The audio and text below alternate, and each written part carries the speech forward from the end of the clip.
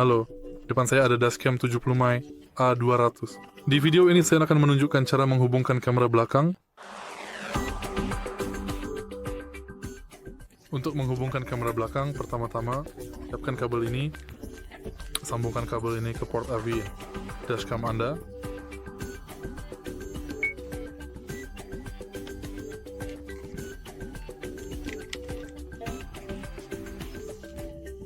Sekarang ini, bagian yang kedua dari kamera ini terhubung dengan baik. Di sini, ke kamera belakang. Setelah semuanya selesai, Anda sudah berhasil menghubungkan kedua kamera tersebut.